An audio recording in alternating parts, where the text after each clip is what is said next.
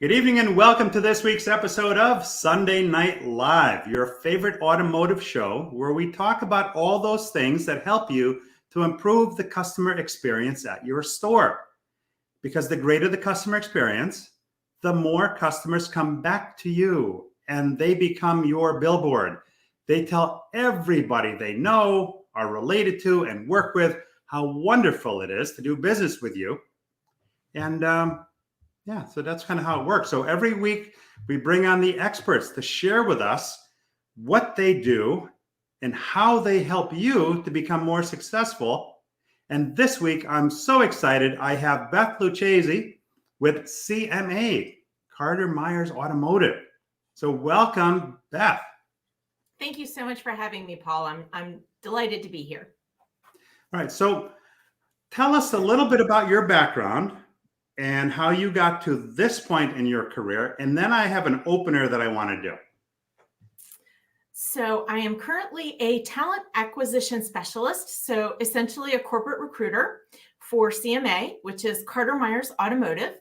We are a family and employee-owned dealer group currently in Virginia, West Virginia, and soon to be in Maryland. And we have been in business since 1924. Our current president, Liza Myers-Borches, is the fourth generation of her family to run our organization. And how I came to be here, years ago, CMA owned a little car rental company called Auto Rent, and I worked for them for about 19 years, right out of high school. I did do a little community college after high school, but I did not do it well. And I managed to find myself in the automotive industry where they poured into me, and I found that I had a home and a family in addition to my own family where I was able to flourish and grow and learn.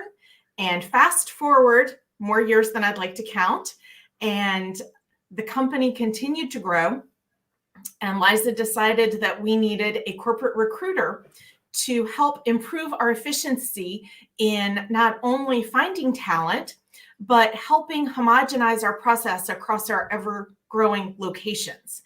And I raised my hand and said, I can do that. That's a great job. And apparently somebody agreed, because here we are. And I have the best job in the world. I get to find people and give them the same opportunity that I had to grow and flourish with an amazing group of people. Wow. Well, that's quite a history. In 1924, that's a long time. That's a long time. And fourth generation, that's really great, because I've seen a lot of times by the time it hits the third generation, they have no interest in the store. They want to do something else, anything else, but not here. Not here. And when I say running the company, active engagement. And Mr. Myers, her father, who I worked under at the beginning of my career, is our executive chairman and still very involved in the business. Wow. So my wife has a saying, and her saying is, life is about the people you meet along the way.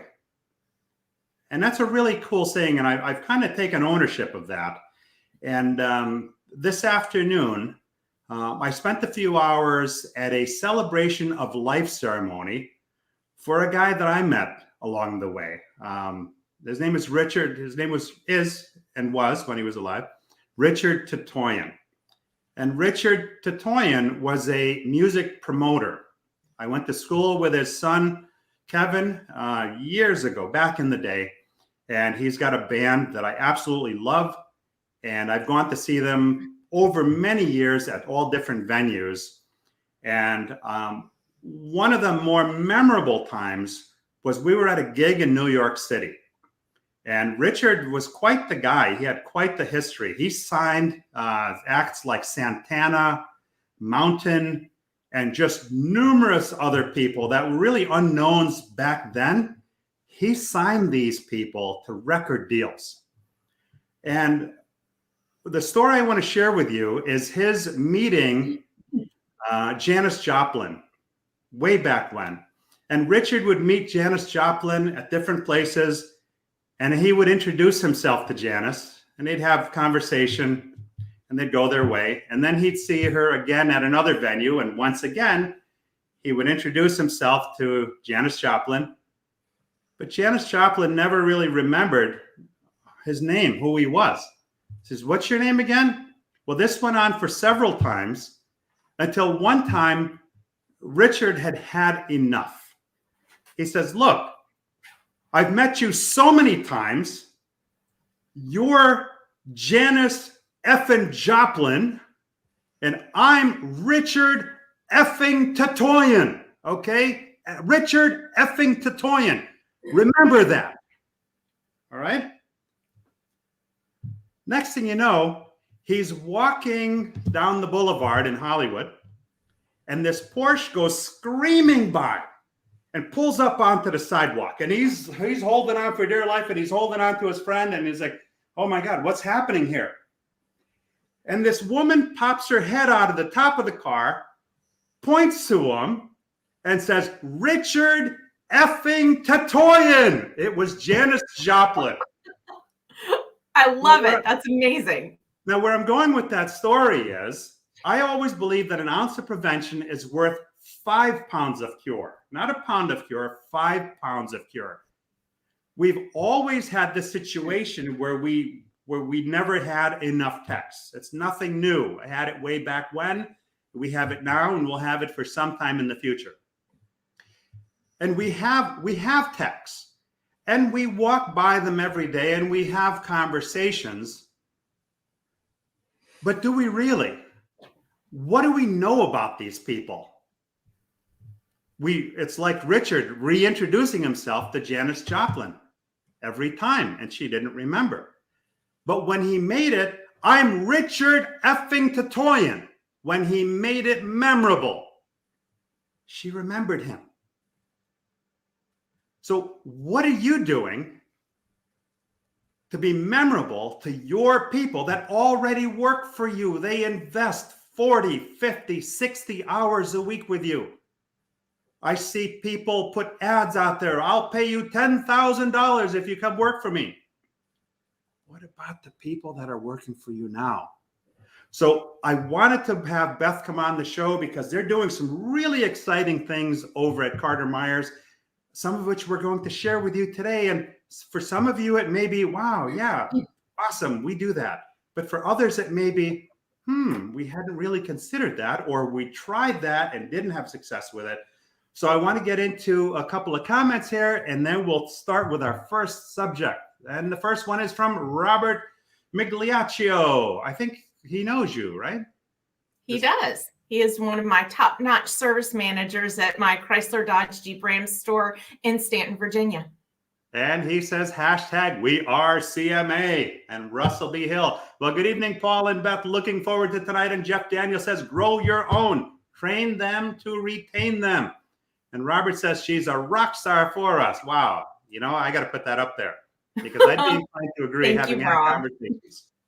William Green, "Train them well enough to leave. Treat them well enough to stay." Bingo. 100%. Basic stuff that we overlook. And Robert Stage has an excellent indicator of a serious and proper business. They have a dedicated recruiter, at least one, and a proper and efficient onboarding process. Great to see it. Cheers, Beth and Paul. And Bill McLean. Hi, Paul and Beth. Robert Migliaccio. "Well, that's how I was taught and now teach," man. Great statement. And Aaron Bratcher. "Evening, y'all. Great story, Paul." Yeah, you know what? That story stuck with me. And I've retold that story probably thousands of times over the years. And Bill McLean apparently likes that because he threw up a bunch of fire emojis. And Craig Tomasic. "Agreed, William. The train to retain mentality can be dangerous. If you train them to only work for you and don't treat properly, they become bitter. Treat your people well. And if they grow to the point that it's time for them to move on, let them go." Mike Vogel, the coach. "Good evening, everyone. 3 most important topics in fixed ops." Yes, thank you. All right, so people say they can't find text, but where are you looking? Where are people looking, Beth? So I can't speak for everybody, but we are looking everywhere. I am officially the recruiter for CMA, but one thing that we try to do is let everyone in the company be a recruiter. We all tell our story. We all share how much we love our company and our leaders and our teams. We share it on our personal social media. We share it on company social media. We have a fantastic digital marketing group that is 3 phenomenal ladies, Shamika, Judy, and Reagan, who capture the very essence of what CMA is all about. Whether you are a technician or a receptionist or a salesperson or a manager, we all have a responsibility to share our story so that we can reach everyone possible. You don't know where that next great find is going to be, so we just share it every way that we can. So that's one avenue. Then another avenue is in our local technical schools. Most high schools still have an automotive technical program. There are also individual technical schools and programs at community colleges. And when I first came into this role, I had a conversation with our leadership team, and they're quite visionary. I mean, I'm so proud of this group, Paul, because when I came in, they said, you know what, we could go after experienced technicians, but we're not going to do that because we need to support our industry, not just ourselves. And if we take techs from someone else, then somebody's going to take them from us. So we need to find a way to grow our own, to our earlier comment, and we need to find a way to show them the path and to show the parents of the younger students that are showing interest in a career in automotive, show them in dollars and in time what a fantastic opportunity to make a great living for themselves and their family, regardless of what path you take in automotive. So looking at the student population, and we're starting as young as middle schools. I had the great honor this week of encountering almost 2,000 middle school students in 2000, along with chaperones, educators, and community members at Shenandoah University. And let me tell you, these kids were phenomenal. They were so engaged. We had them racing cars and talking about the car business. And we took an electric car to have on display, and they were asking questions about the technology and how do you work on it and how does it work and what is different. And these are middle schoolers. So they are now 7th and 8th grade. Yes, sir. Wow. And they are now thinking about automotive and all the different things you can do in automotive to build a life. Now, I'm thinking that young people, 7th, 8th grade, they're quite impressionable. And if you paint the picture, I mean, think about it. We all that are on here or that are in the car business love the car business. We really do. We eat, sleep. It is our being. I think he finished that chewy stick. It is everything that we love, but yet a lot of us keep it like a well-hidden secret, right? I mean, how cool to go into school. You have 2,000 people who you can share your passion in the car business. If you talk to a kid about how wonderful it is, what the car business has done for you, and you, and what it means to you, you think maybe some of those kids might be interested.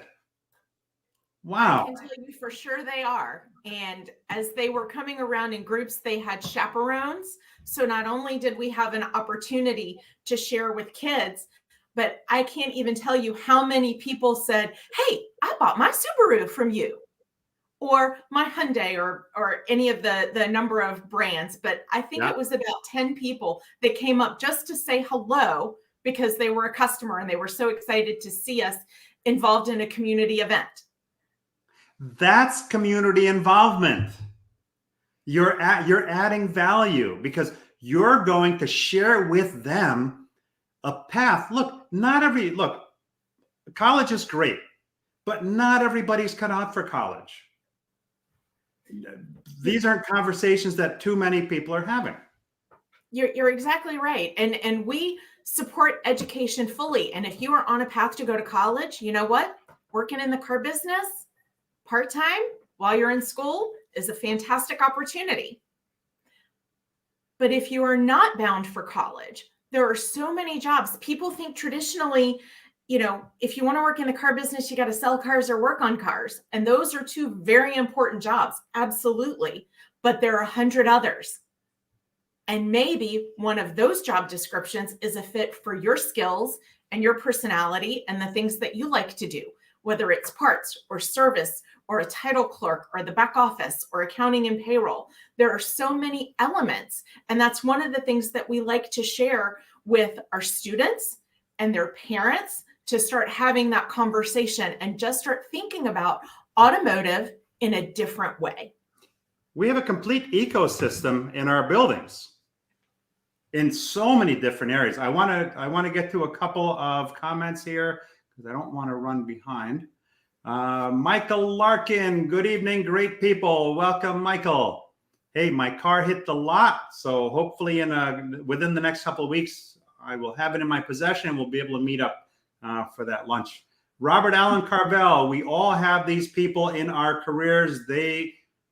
We remember and have made a difference in our lives. And Justin Wagner, good evening. Looking forward to this topic tonight. Thank you. Robert Allen Carvel, we all have those people in our careers that make a difference in our lives. That's what he was saying. And Joe Clementi, hashtag Coach Joe. Good evening, everyone. The future lies within the hands of the skilled technicians. Organic growth is the fuel to ignite change. And Mark Mickens, my buddy, the most successful program for technicians is the one you grow in your own shop.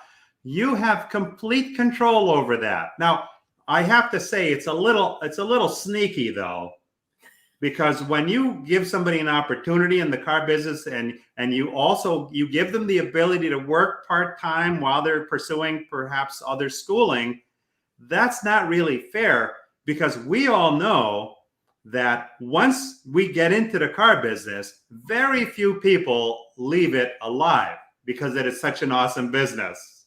So Absolutely. On the surface, we're just kind of handing it to them, but they're going to be hooked once they get in. And guess what? That makes for what he said right in the beginning, hashtag we are CMA. I mean, that's just a part of your fiber. Wow, that's really, really cool.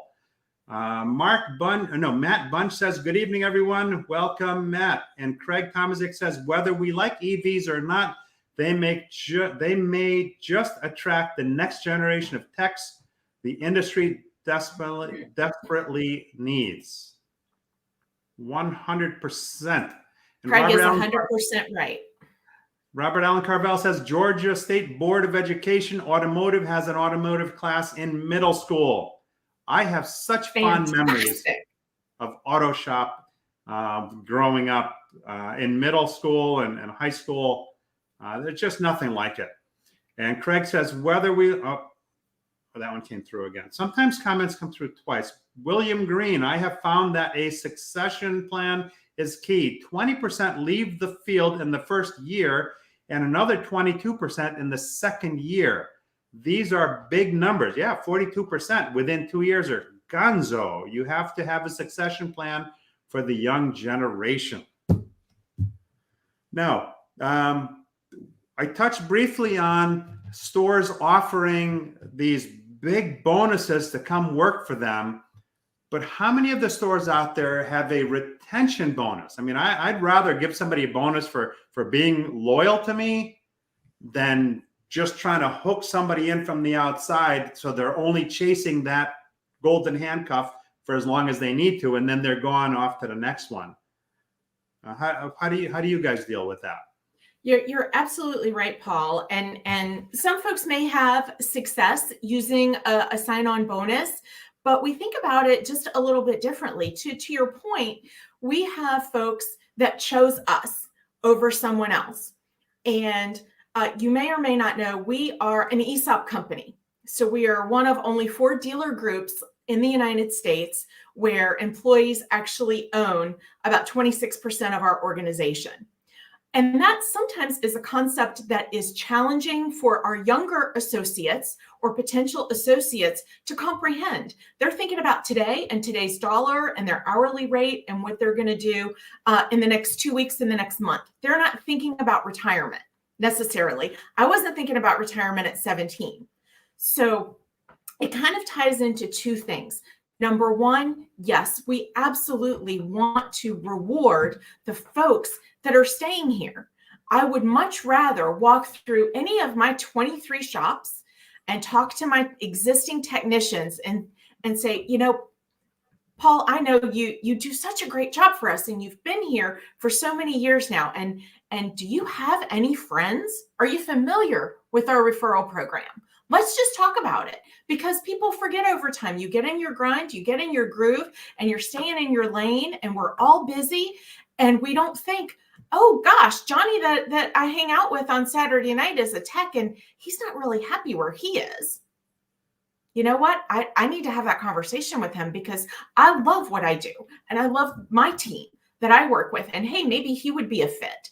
And gosh, that referral bonus, I would much rather pay it to my employee than to somebody I don't know that may or may not fit in with us. So that's one thing, having a consistent referral program for your existing associates and reminding them that it's there. In fact, our program is tiered for different positions. We have different compensation for different positions referred, and we talk about it a lot and refer everybody that we can. And frequently when I have a new job post up, I'll get 2 or 3 phone calls or emails from existing associates going, hey, is that still open? Do you know my friend so-and-so? I'm going to have them call you. And it's fantastic. So having a standing and known referral program, I think is key. And it's easy. And it's so much easier than paying somebody we don't know, right? Any sale today? Also, I'm sorry. No, go ahead. We also have a technician retention program. So I won't go into all the details, but essentially for every hour turned, there's a little bit banked, and it's provided in December. So it comes right at a time at the end of the year when people could use a little extra cash in the pocket.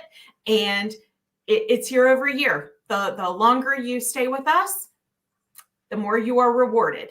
In addition to your employee stock, which is given, not purchased. Your stocks are earned after a year of employment for full-time associates, and your award grows each year because your amount of stock earned is based on your tenure and your salary. So the longer that you stay with the company, the more you have. And we retire a lot of millionaires. It's not uncommon. Wow. You actually have a career path?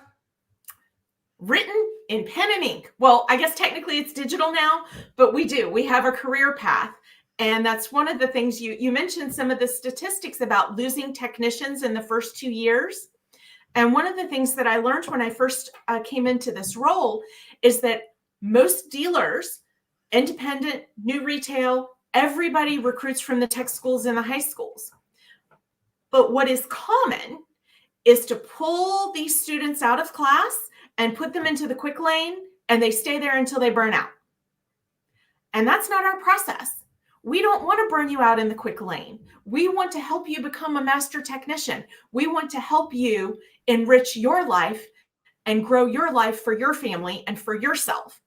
So you'll come in as possibly as an apprentice tech or as an entry-level technician, and you're going to be paired with an elite tech and a mentor. And you're doing whatever that technician is doing for your first few months. I don't care if you've never done it before, you've never worked on a transmission, you've never worked on an EV, you're right there and you are learning something new every day. And this is not a fetch and carry program, getting my tools and getting my coffee. It is hands-in, one-on-one time with a master. Because when you get that, it's not only learning about that repair or that lesson, but you're getting soft skills. You're building a relationship. You are building a lifestyle. You're learning how to build a proper toolbox and not go into debt with the tool man. You're learning what's required. You're learning to understand flat rate hours and how to manage your schedule to the benefit of both the store and yourself. And you are learning how to develop a relationship with your parts department, with your advisors, and with your manager.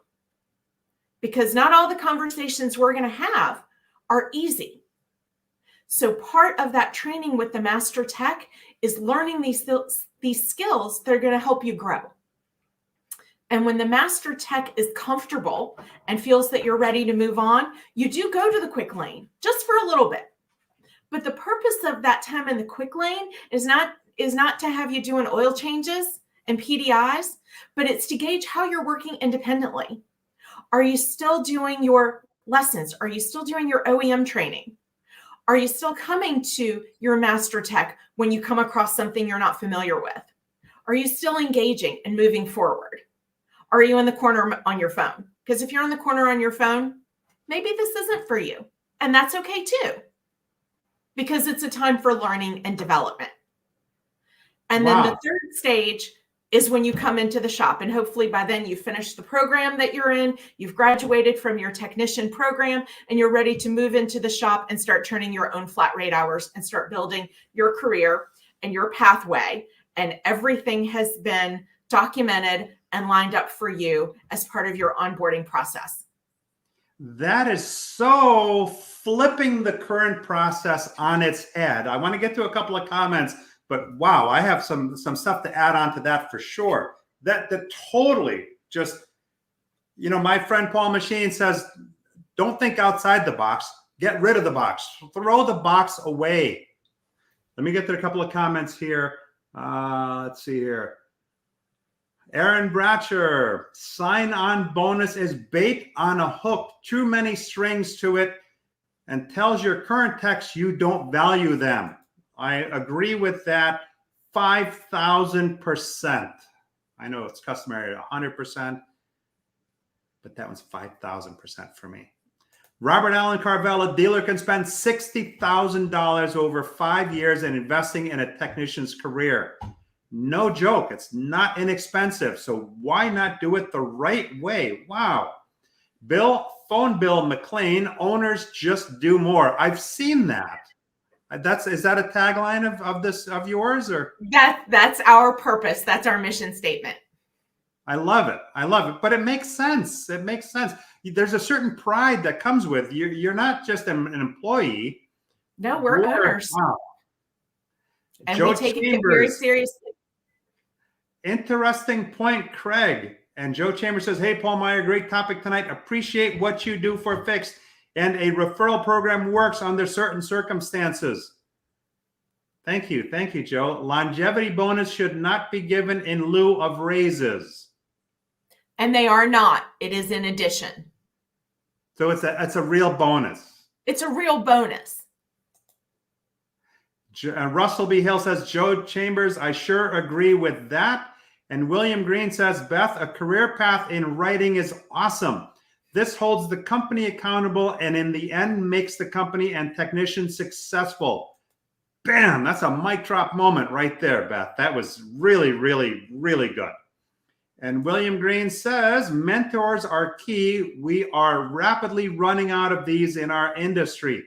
And Craig Tomazik says, I've never heard of a dealer group actually putting a career path to work like this, and it's phenomenal. No joke. So here's my add to this, okay? And it's getting, the problem isn't nothing new, but how we have to approach the problem, we have to be more creative. Now, we're not mind readers for sure, but we have to do a better job of knowing our people, because when somebody gets up and leaves, look, we can't save them all. That's just a fact. But nobody gets up in the morning and says, I'm out of, on a Friday morning and says, I'm out of here on Monday. That just doesn't happen. That's something that happens over time. Now, I can't tell you, is that a matter of a few weeks, a few months, but we have to, as leaders in our automotive business, we have to get to know our people more and make that impression like Richard Titoyan, so that the Janis Joplins of the world remember them, right? We have to get to know them. And in a career path like this, there's a particular story that I'm very fond of. There was a young lady that started new at a dealership, and that dealership kept her in the express lane and the lube lane, just kept her there. And she was disheartened. She felt that she could do more than that. And even though she had a golden handcuff, so to speak, because they don't give you anything without tying your hands somewhat, she was willing to give that all back to just go someplace else.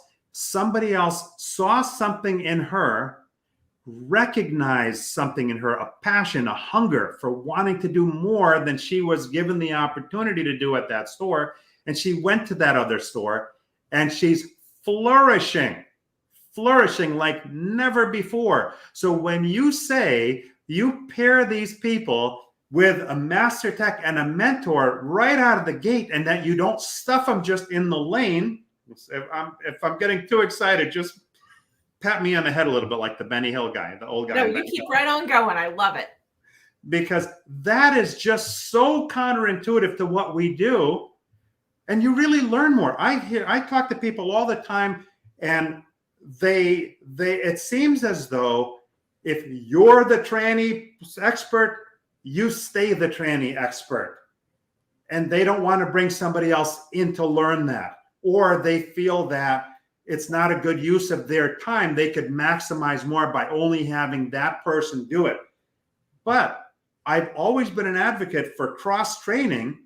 The more they know, the better you all are, because guess what? If your customer needs to come in tomorrow or the day after, and your specialist is tied up on several jobs, you're running out of options, right? You have to put those people off. And today we live in micro moments. If the web page doesn't load in so many seconds, we're out of there. We're on to another website.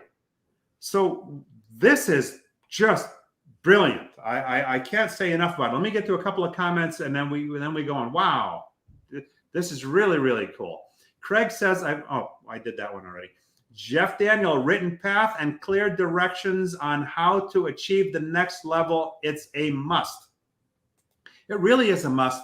But in all the conversations we have, it's not something that is a regular occurrence in our business. It's almost as though we don't want to put it in writing, because if we put something in writing, now we're committed to it. Now we expect commitment on their end, but it's almost like we're afraid to commit to it. And William Green says, employees don't leave jobs, they leave bad bosses. I've heard that. It may be a little bit cliche, but guess what? It's on freaking point. And Jeff Daniel says, Gen Z leaves because they don't feel included or valued. How hard is it to care about the people that you spend 40, 50, 60 hours a week with, to get to know them? I'm not saying you have to know what their star sign is, or maybe you do if that's what they're into, but get to know them to the point where when you're walking by, happy anniversary. Tell me about that. This is from Liza Myers-Borges. Our president handwrites an anniversary note to every associate on their work anniversary. Every associate, all 1,100 of us. Wow. Do you guys have remote workers from like out of state? Even them. This is the company to work for. Holy moly. William Green says, I always made a personal connection with my employees. Get to know your people. Can't stress that enough. Cannot stress that enough. I've gone into stores where I've been told, oh, that person's a problem or this person's a problem, when it turns out it was the manager that was a problem. The manager never took the time to make that connection. Never. And Robert Migliocchio says, this is not just company propaganda.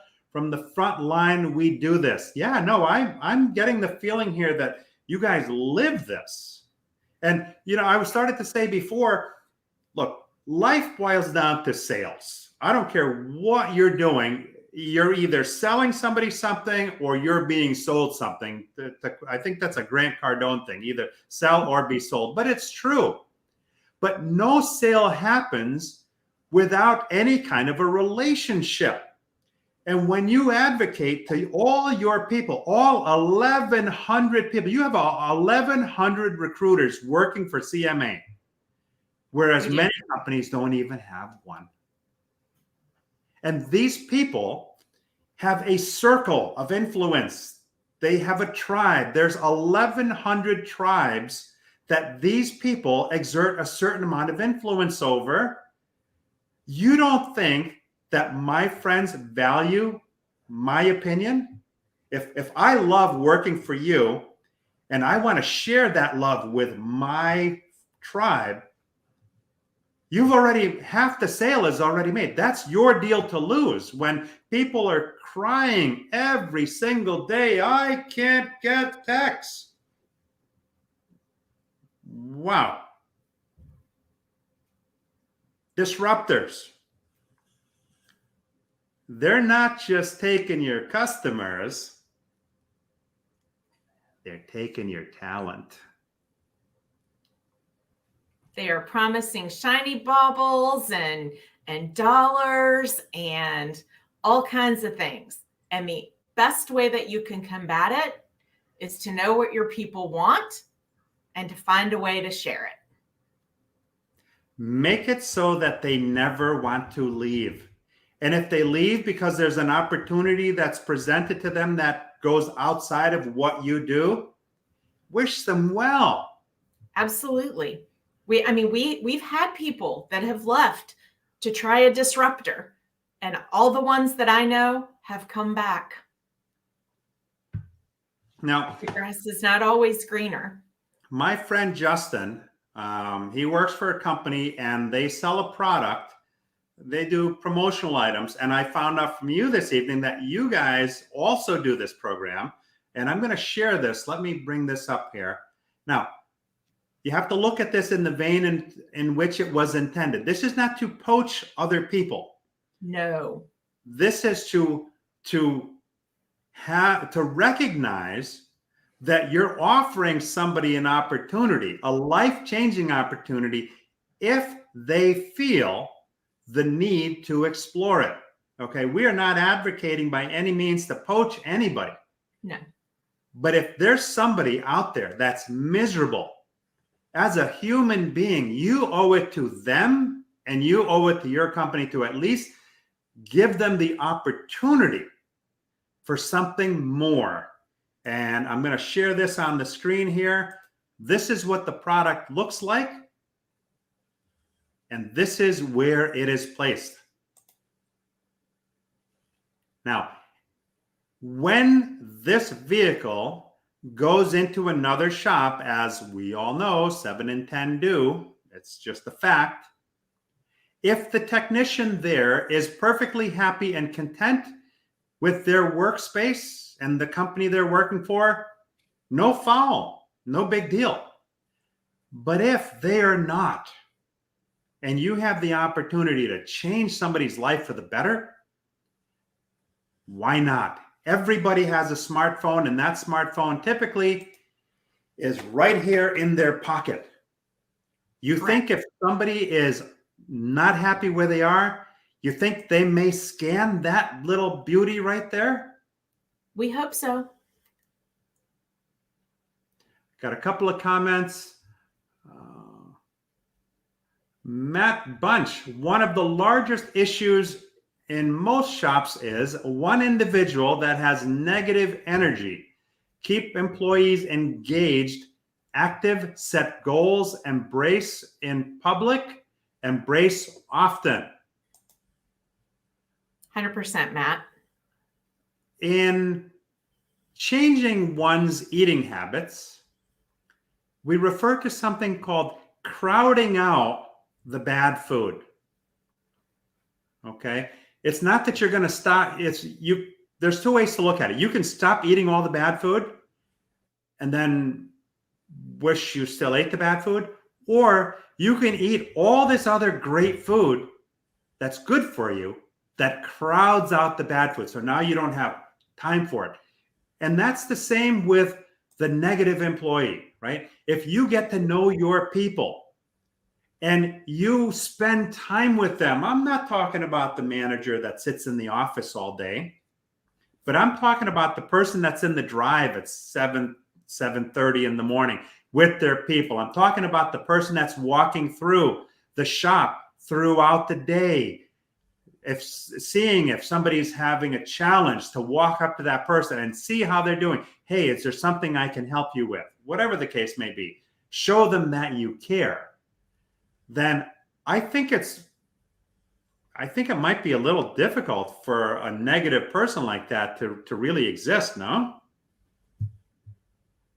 When you crowd them out with positive energy, they figure it out and either change their tune or find an opportunity that suits them better.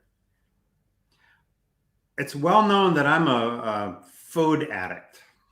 My name is Paul Meijer, and I'm addicted to fine dining and good food. I'll admit it right here publicly. Those that know me know this to be a fact. And one of my favorite chains that I go to is Davio's Northern Italian Steakhouse.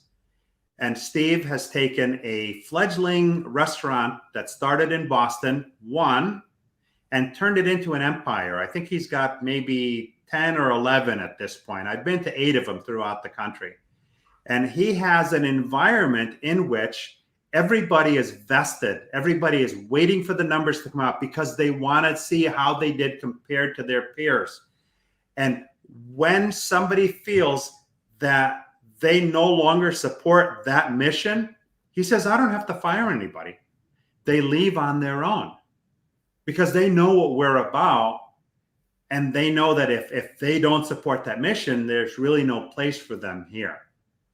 And Aaron Bratcher says, a path to the top, to be more. A lot of us started at the bottom, so we need to remember where we came from and help others up. When you help others without looking as if you're doing them any kind of favor, you're just helping them genuinely. When you least expect it, when you need help, is when that hand comes down and lifts you up and helps you. So yeah, that's a great one there, Aaron. And Craig Tomazik says, that was an excellent story, Paul. That's exactly what I was referring to in my first point. It's easy to get the grow your own process wrong. Bam. I've watched it happen personally a number of times. Now more than ever, the industry must get it right. We don't have the luxury, right? I had a gentleman on the show recently, and we're talking about EVs, okay? And there's a lot of misinformation about EVs. But you should count your blessings, because the consumer sentiment is, I'm not just going to go to any Tom, Dick, Harry, or Jane to get my EV serviced. I'm going to go to my OEM, who is a certified expert in this technology. I'm not just going to entrust my vehicle to just anybody. But rest assured, just as the aftermarket came after us with a vengeance and has taken literally 7 out of 10 of our customers, don't think for a minute they're just going to sit back and let the EVs go back to the dealers, right? The EVs, as challenging as they are, Dale Carnegie said it best. You have 3 things. What's the worst thing that can happen when a situation changes? Accept the worst thing that could happen, because if you can't change it, you have to accept it, or you're going to worry needlessly. And the third principle is affect a better outcome. So the OEMs, as much as we feel we're getting the shaftola, if you'll pardon my French, with this EV stuff, we're getting another bite at the retention apple. And that's something we struggle with. So this is our game to lose. Got a couple more comments. Phone Bill McLean, how important is it to have good technology for your younger folks? We have a visitor here. Incredibly important. This is Minnie. Say hi, Minnie. Hi, Minnie. Minnie is a very needy little girl. She's 4 pounds, 4.16 pounds of neediness. Okay, Minnie, you got your love for a moment. She got her cameo. So technology for younger folks, I think it's very important because that's where our business is going, right? We've gone from mechanics to electromechanical engineers. These people know more than most of us in the room combined, and we need to treat them with that kind of respect. So yes, Bill, I think it's very important. Absolutely. Justin Wagner says, thank you for the shout out. Oh, my pleasure, man. That's a great tool you use. And Carter Myers is a great outfit, and they use it also. Matt Bunch says, well said. And LinkedIn users, got to be Lamont.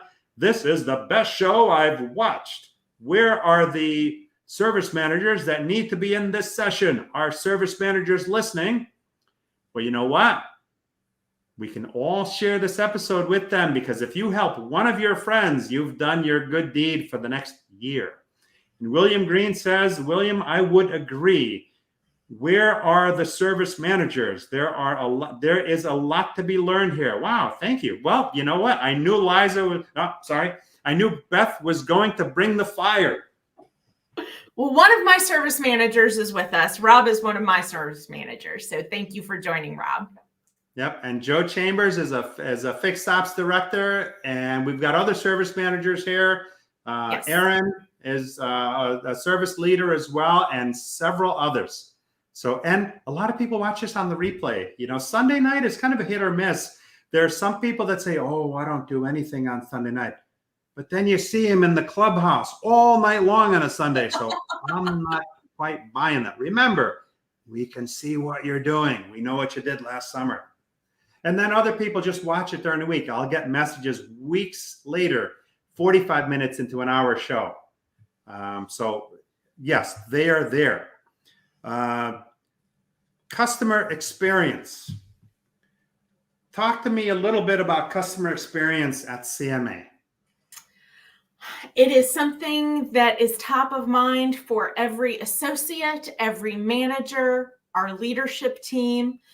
We have a customer experience manager, Judy Anderson. She is phenomenal, part of our marketing team. And she analyzes every touch that CMA has with a customer online, in the showroom, in the service lane, in the parts department, on social media, everywhere.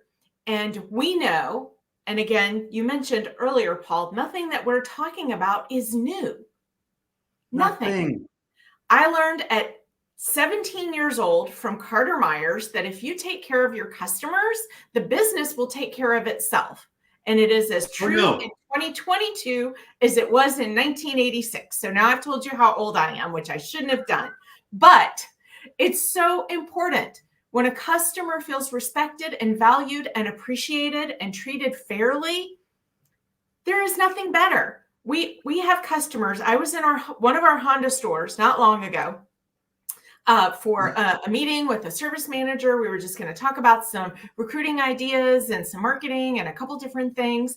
And he was running around like all you service managers do, because there are a million things that grab your attention. And there was a customer waiting. Yes, 2 million. Absolutely. And she had just bought, I don't know, her 4th Honda from that Honda store in I don't even know how many years. And she now lives 3 hours north of our facility and passes I don't know how many Honda stores, but she only comes to CMA's Colonial Honda. That's what I'm talking about. That's what I'm talking about. That's what the customer experience can do for you. She gets her maintenance done. She schedules her maintenance so that she can have her car taken care of. She brings her family members. It's a legacy. And that's what we work for. And for those of you that are all in hiring roles, I want you to think about something. In this current market where people are challenged in finding the right fit in a job, we are working hard to mirror the candidate experience after the customer experience, because the only way they are going to feel the joy that we have in what we do and where we are is to be treated as wonderfully as we work to treat our customers. And then they're considering multiple offers, and you've made them feel important and welcomed, and that they are an integral part of your day. That's going to make a difference when it's time to decide where they want to go. Now, talk to us about the hiring process. Is an interesting one because companies spend on average $4,000 to $6,000 a month on Indeed, and most of those applications aren't even looked at because it tells you right on Indeed, company viewed your application or not. And most of those, just as we mystery shop stores, as far as the retail experience, mystery shop stores sometimes as an employer experience, and you'll be amazed at what you see. They don't respond, but you guys do something a little bit different. Tell me about what you'll get a bunch of applications, and tell me how many of those and who looks at it.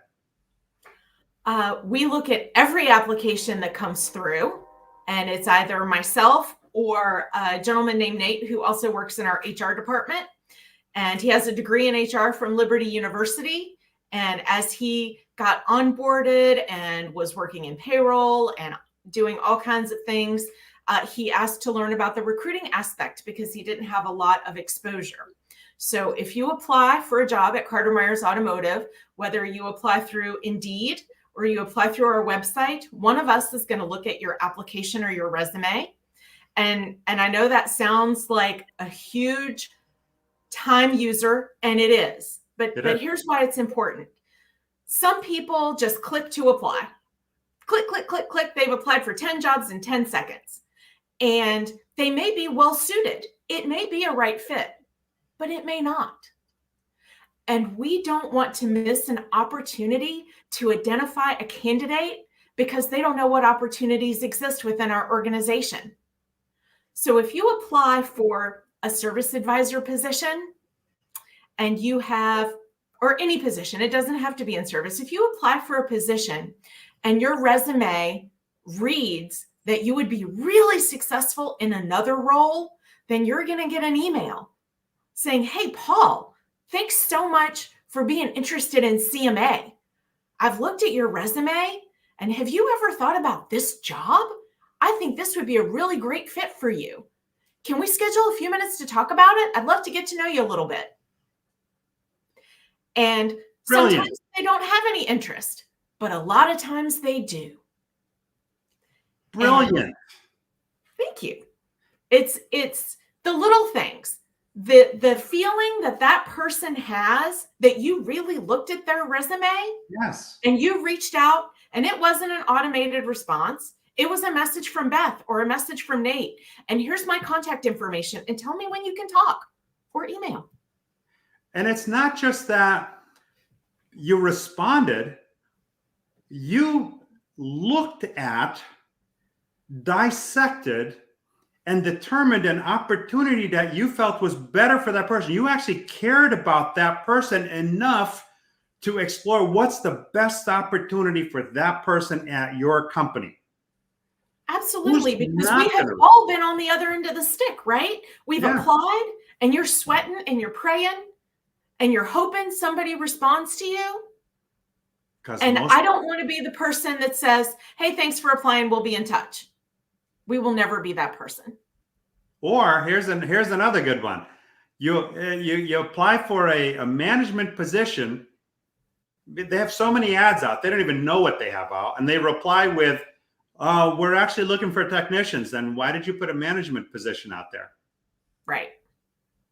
Now, So there are conversations we need to have, and we need to have them early. There were a couple of videos that, the time gets away, but I want to play a couple of these, starting with this guy. Because I'm a tech, I was able to really find the place that I felt like I belonged. I worked a lot of really terrible jobs before becoming a technician, and when I got in that first technician job, it felt right. It felt at home. And as I developed throughout my career and learned my processes and my philosophies on being that hero for the customers, it let me find my exact path.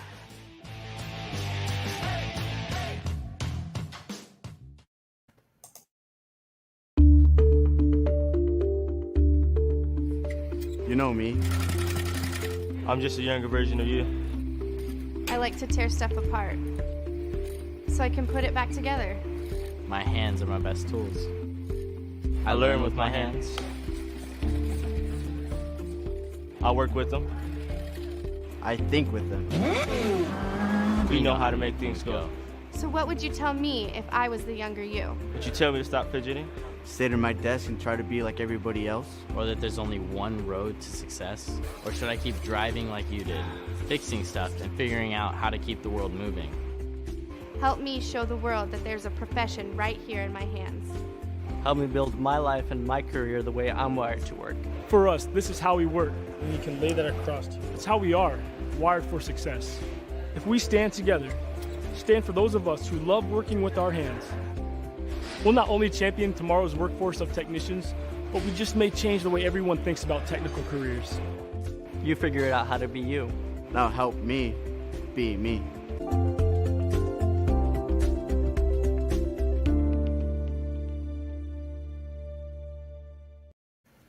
Now, I want to let everybody that's watching this in on something. If you go to techforce.org, you can set up an account, and it's an invaluable resource because it's a community of technicians. And there are training videos. There are many, many resources available to you. Okay, so look into techforce.org because there's a lot there for you. And look, the only thing that flips on instantly when you hit the button is a light bulb. And even that doesn't go on sometimes. Everything else is work, right? Look, we didn't get into this problem in 5 minutes span. This has been years in the making. If we want to solve the tech shortage issue, we need to invest the time and we need to do the work to get ourselves out of this. Now, we've shared Beth has shared some great things here, and there's so much more, but we always run out of time. Man, there aren't enough hours in a day sometimes, there's just so much good information. But there's so much stuff. We got a couple of comments here. William Green, I would agree. I read that one before. I love the Sunday night show. Thank you so much. Look forward to this every week. Oh man, thank you. You really made my night by saying that. And he says, Beth, well said. The customer is key to our success.